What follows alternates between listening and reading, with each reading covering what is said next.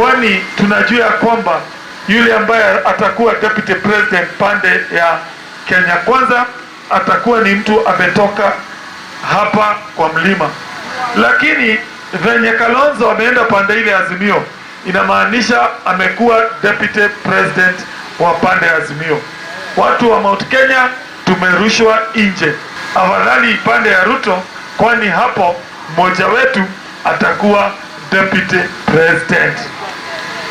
So ile serikali ya Azimio, sisi watu wa Mount Kenya hatuna na any stake.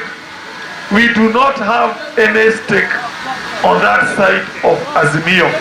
The deputy president slot has been given to Kalonzo Musyoka.